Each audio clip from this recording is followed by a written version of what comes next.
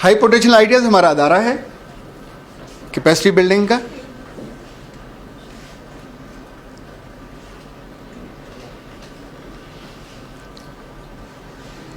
ये आपके लिए एक तोहफा था जो मुझे बहुत अच्छा लगा, मैंने सोचा आपको मैं जाकर ज़रूर बताऊं। मैं ऐसे शख्स को जिंदों में क्या शुमार करूं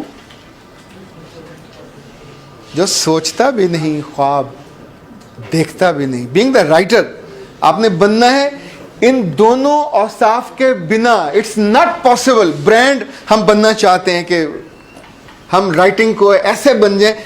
ब्रांड जो पर्सनैलिटी होती है, ये याद रखिएगा, brand is a personality. Personality की शक्ल होती है, उसकी आंखें, उसका मुंह, उसका कान, उसका नाक, इवन उसकी खुशबू होती है, उसकी स्मेल होती है। जिस कपड़े को आप पहनना चाहते हैं, जिस स्कार्फ को आप लेना चाहते हैं, जिस शर्ट को लेना चाहते हैं, साथ वो कंपनी का नाम लिखा होता है, दैट इज ए ब्रांड। आप उसका पीछा करते हैं, दुकान पे जाते हैं। हर फर्द ब्रांड नहीं बन सकता। छिपकली ब्रांड नहीं बन सकती, बकरी ब्रांड नहीं बन सकती, इवन हाथी भी नहीं ब्रांड बन सकता। वो चाहे भी तो लिखना नहीं सीख सकता, वो चाहे भी तो पढ़ना नहीं सीख सकता। भाईजान गेंडा कितना बड़े साइज का होता है, गेंडा ही सारी उम्र रहेगा। ये वस रब ने आपको दिया है। कभी गेंडे को ख्वाब देखते देखा है? गेंडी भी नहीं देख सकती।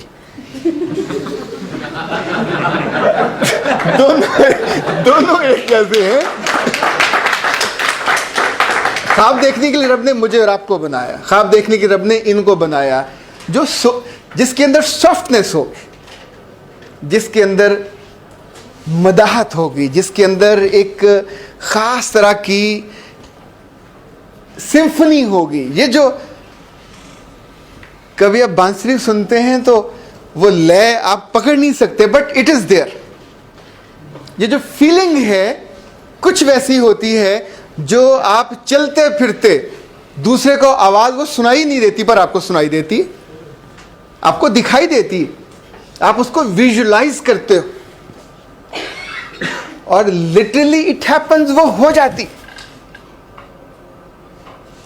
इसका ताल्लुक भी यहां से है। इस्लामी तारीख में एक बड़ा शानदार आदमी था, बहुत बड़ा ताजर था ऑलिव ऑयल का और शहद का, लिखते पढ़ते भी थे। एक रोज खातून एक उनके पास मिलने आई और आके कहा कि ये मेरा बच्चा है और मैं बेआसरा और बेसहारा, इसको एक छोटा बाउल, एक कप शहद चाहिए। डॉक्टर हकीम ने ये बताया। उसने मुड़कर देखा अपने मुंशी से जो लिख पढ़ रहा था और दूर तक ऑलिव ऑयल के ड्रम और शहद के ड्रम पड़े हुए थे। उसने कहा एक ड्रम दे दो। मुंशी ने नहीं दिया, सुना नहीं दिया। सामने बैठे हुए हैं, औरत खड़ी है, शी वॉज वेटिंग। फिर उसने तंग आकर कहा कि आपसे गुजारिश की थी एक प्याली शहद की। उसने कहा दिया क्यों नहीं? कहा सर उसने एक प्याली मांगी थी, आपने ड्रम देने का कहा। अब अगला जुमला है वो आपके लिए है। उसने कहा उसने अपनी जरूरत का मांगा, मुझे अपने ज़र्फ का देना चाहिए। रब आपको क्यों राइटर बनाए अगर आपकी ज़र्फ का पैमाना भी इतना छोटा है? देखिए ब्रांड बनना है तो बड़ा होगा, उसकी शोहरत भी होगी, उसकी इज्जत भी होगी, उसका मुकाम भी होगा, उसका मर्तबा भी होगा। आई डोंट नो आप में से कितने लोग वसी शाह को जानते हैं। आज से मानो 20 साल पहले ही वॉज क्वाइट यंग, आपसे भी यंग था उस वक्त। वो फूल में हम उसको बुलाते थे और हमने मुशायरा किया। Wasi Shah was there, Sadullah Shah was there, Farad Shah was there, Munir Niazi was there, ये सब लोग बड़े, अताउल्लाह हक कासमी सब। अचानक इसने मुझसे कहा कि अख्तर अब्बास मैंने जाना है। अब सामने सब लड़कियां बैठी हुई हैं फूल क्लब की, पीछे बहुत से लोग बैठे हुए हैं, तो कुछ ऐसा हो कि मैं डिस्टर्ब किए बिना चला जाऊं। मुझे मेरी वालदा, वो अपनी माँ से बहुत मोहब्बत करता। अच्छा, हम दोनों उठे, मुझे नहीं उठना चाहिए था पर मेरा वो मेहमान भी था, मुझे बीइंग द मेजबान साथ जाना चाहिए था। सीढ़ियों तक पहुंचे। अली जफर वाज देयर, ये जो मशहूर गुलकार है, इस वक्त ये नेशन में आया करता था। अभी पहुंचे थे तो सब लड़कियां उठ के आ गईं और आके उन्होंने ऑटोग्राफ लेना शुरू किया। इस वक्त he is not here, but मैं गवाही देता हूं कि मैंने उसकी इज्जत या उससे मोहब्बत सिर्फ इसलिए करता था कि मैंने उसकी आंखों को हमेशा पाकीज़ा देखा। इतनी देखिए, छोटी उम्र में लड़कियां सब खूबसूरत होती हैं, जाजिब होती हैं, तो जो तलब होती हैं, फिर वो भाग के आके आपसे ऑटोग्राफ लेना चाह रही हैं, मोहब्बत से आपको देख रही हैं, यानी जिसे हम कहते हैं बिल्कुल इंसान डुला हुआ होता है। पर मैं सब राइटर्स को जानता हूं, बेशतर वो हैं जो अपनी निगाह को काबू नहीं कर पाते। जब आप अपनी निगाह को काबू नहीं कर पाते, आप दूसरे को इज्जत नहीं दे पाते, आपकी निगाह में अगलीनेस आती है, डर्टीनेस आती है, और अगलीनेस वाला आदमी राइटर नहीं बन सकता, ये याद रखिएगा। अंदर से गंदा आदमी अच्छाई को जन्म नहीं दे सकता। So you have to control your eyes first, you have to control your emotions second, you have to control your even wishes. हर लड़की से शादी नहीं की जा सकती, हर लड़के से भी शादी नहीं की जा सकती। रब ने एक जगह मुकाम बनाया, उससे मोहब्बत करें, जितनी मर्जी करें।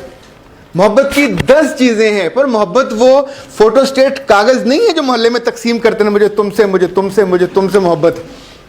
ये कैसा राइटर है जो चीजों को, जज्बों को बेवकूफ कर दे। अगर आपको पढ़ने के बाद पढ़ने वाले का दिल खराब होता है। मुझे याद है एक ऐसी राइटर थी जो बर्रे सगीर की बहुत मशहूर है, मैं उसकी किताब पहली दफ़ा लेके आया, उसके बाद ज़िंदगी में मैंने नहीं लाया। लाके पढ़ा, पढ़ने के बाद मैंने सेंट्रल लाइब्रेरी बहावलपुर की वो किताब थी इशू की, मैंने उसके को 19 सफ़े फाड़े। वाहिदा तबस्सुम की किताब थी। मैं कानों को हाथ लगाया कि कोई आदमी इतना डर्टी भी लिख सकता है। आपके साथ रेप हो गया, आपके साथ कुछ हो गया, अब आप उसको हर रिश्ते के साथ जोड़ के हर रिश्ते को बेवकूफ़ और बेअसल कर दो। आपको पता है दुनिया में इस वक्त जितने मुकद्दस रिश्तों पे हमले हो रहे हैं, ये सिर्फ राइटर्स की वजह से हो रहे हैं। ये जो अंग्रेजी राइटर्स हैं, अपनी हर कहानी में, बिकॉज उनके यहाँ रिश्ते नहीं हैं, सो वो करते हैं। और हमारे यहाँ जो बच्चे ख़ास तौर पे अंग्रेजी मीडियम स्कूलों में पढ़ते हैं, हर नावल में हमारी तो खाला भी माँ है, हमारी फूफो भी माँ है, उनके बच्चे, हम सबका रिगार्ड करते हैं। ये फसल नहीं है जिस पे किसी जानवरों को छोड़ दिया जाए और वो उसको जाके चर जाए। सोसाइटियाँ बर्बाद हो जाती हैं। दुनिया का बहुत बड़ा मुफक्कर और राइटर जिसको जहर पिलाया गया, क्या नाम था उसका? पक्की बात है, सुकरात। कोई मुझे बता सकता है सोक्रेटिस को जहर क्यों पिलाया गया? ओके, बीइंग द राइटर, पहला काम यह कि जाके पढ़िए कि हु वाज सोक्रेटिस, उसकी आखिरी तकरीर क्या थी, उसे किस बात पे फांसी लगाई। जब वो खड़ा होता था, वो बैठता नहीं था। वेनिस के जो चट्टान थे, चट्टानों के पास जाकर खड़ा होता था, उसके शागिर्द पीछे पीछे चलते थे और फिर वो रुकता था। कोट, यहाँ से वो बात शुरू करते, कोट इसलिए 2 हम लगाते हैं, फिर वो जुमला कहता था, फिर कोट बंद कर देता था।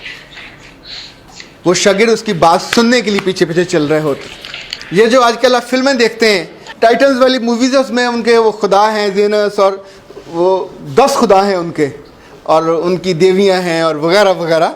अच्छा, ये एक राइटर ने बनाई, ये को तारीख में एक राइटर है जिसने ये इस्टेब्लिश की। उन्होंने उसको परसेप्शन मान लिया कि ये खुदा, जो उसके बच्चे 3000 साल से वो चल रहे हैं। अब अमेरिका में उस पर फिल्में बनती हैं, ड्रामे बनते हैं, और ज़ाहिर है अरबों का बिजनेस होता है।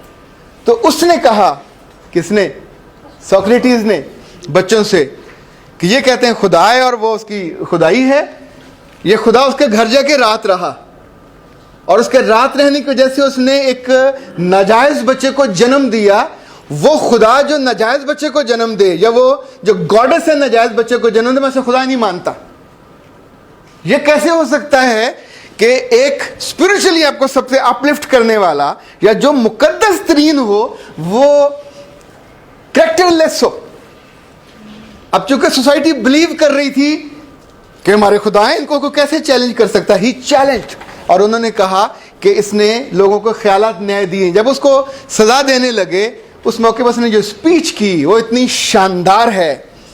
उसने कहा याद रखना, सामने जजेस बैठे हुए थे, जिन लोगों के कहने पे तुम मुझे सजाए मौत दे रहे हो, याद रखना मेरे मरने के चंद रोज के बाद यही तुम्हें जूते मारेंगे और ये कहेंगे कि तुमने इस जमीन, इस धरती के नमक को मार दिया, तुमने उसको मार दिया जो इस धरती के माथे का झूमर था, वो जो लोगों को सही बात बताता था। यही लोग जिनके कहने पे आज तुम जो जुल्म कर रहे हो, और दुनिया मेरा नाम याद रखेगी।